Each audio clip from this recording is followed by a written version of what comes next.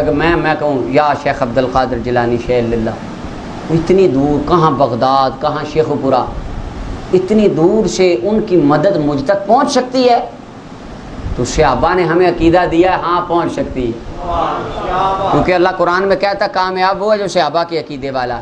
یہ میرے پاس ہے فضائل الصحابہ، امام احمد بن حنبل رحمۃ اللہ علیہ کی کتاب ہے، اور اس کے اندر حدیث نمبر 355 ہے، 355 نمبر روایت۔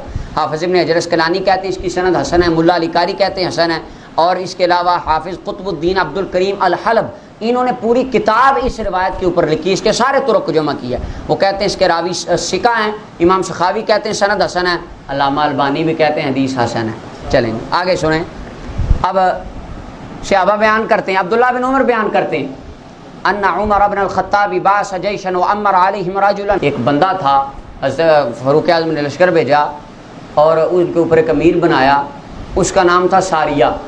حضرت عمر خطبہ دے رہے تھے لوگوں کو، خطبہ دیتے دیتے اونچی آواز سے حضرت عمر نے فرمایا یا ساریہ تو الجبل، یا ساریہ الجبل، او ساریہ ذرا پہاڑ والو۔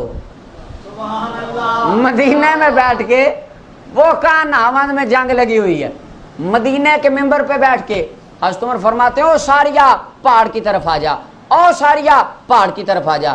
مدے کہنے لگے امیر المومنین کو کیا ہو گیا ہے، یہ کس کو آوازیں دے رہے ہیں؟ ساریہ نہ کوئی ہمیں پہاڑ نظر آ رہا ہے، نہ یہاں کو ساریہ ہے، نزدیک کوئی نہیں ہے، غیب ہے، دور ہے، لیکن حضرت عمر آوازیں دے رہے ہیں۔ وہ جب بعد میں وہ آئے اور انہوں نے بتایا اے پیارے فاروق اعظم، ہمیں شکست ہونے لگی تھی، دشمن حملہ کرنے لگا تھا، اچانک میرے کانوں میں آپ کی آواز پڑی ساریہ پہاڑ کی طرف آ، میں پہاڑ کی طرف آیا اور آپ نے مجھے فتح عطا فرما دی۔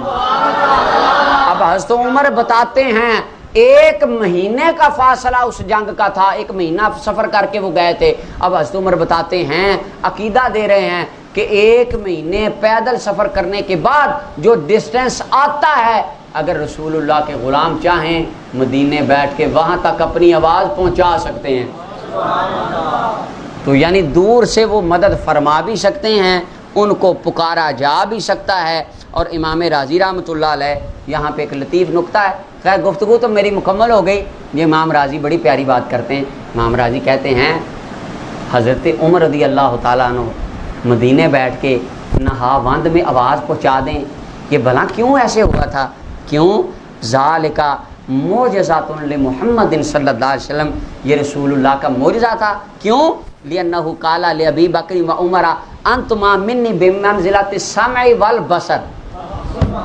امام راضی کہتے ہیں یہ اس وجہ سے ایسے ہوا تھا، رسول اللہ نے ابو بکر عمر کو فرمایا تھا تم تو میری آنکھوں کی طرح ہو، جس کو مصطفیٰ نے آنکھ فرمایا ہو وہ 1000 کلومیٹر دور دیکھ بھی سکتا ہے، آواز بھی پہنچا سکتا ہے۔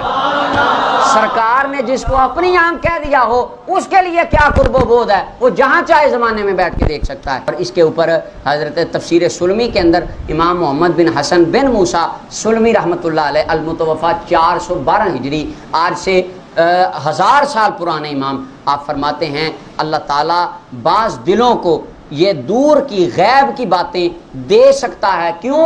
کیونکہ رسول اللہ صلی اللہ علیہ وسلم نے فرمایا اتقوا فراست المومن فإنه ينظر بنور اللہ، مومن اپنی فراست سے اللہ کے حکم سے دنیا کا ہر کونا دیکھ سکتا ہے۔ اور قاضی ثناء اللہ رحمۃ اللہ علیہ آپ فرماتے ہیں اگر حضرت عمر رضی اللہ عنہ کے سامنے اللہ 1000 کلومیٹر کی زمین کر سکتا ہے تو اللہ شیر ربانی کے سامنے بندے کی تقدیر بھی کر سکتا ہے۔ یہ قاضی ثناء اللہ فرماتے ہیں کہ بعض اولیاء کے سامنے تقدیر آ جاتی ہے، جو اللہ فاروق اعظم کے سامنے وہ میدان لا سکتا ہے، وہ اللہ ان کے سامنے تقدیر بھی لا سکتا ہے۔ اور ملا علی قاری رحمۃ اللہ علیہ فرماتے ہیں فیہ انواع من الکرامہ لعمر، فاروق اعظم کی کرامت ہے، ان کا کشف ہے، ان کا آواز پہنچانا اور اگلوں کا آواز سن لینا، یہ فاروق اعظم کی کرامت ہے۔ اللہ جس کو چاہے جب چاہے جتنی چاہے کرامتیں عطا فرما سکتا ہے۔ اور مدارج کو سالکین میں حافظ ابن قیم کہتے ہیں اولیاء کے کشف کی سب سے بڑی دلیل یہ ہے، ہم جو کہتے ہیں نا اولیاء کو کشف ہوتا ہے، وہ دیکھ لیتے ہیں،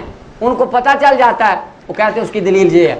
اگر حضرت عمر کو 1000 کلومیٹر دور پتہ چل سکتا ہے نا، تو داتا علی جویری کو سامنے آنے والے کا پتہ چل سکتا ہے۔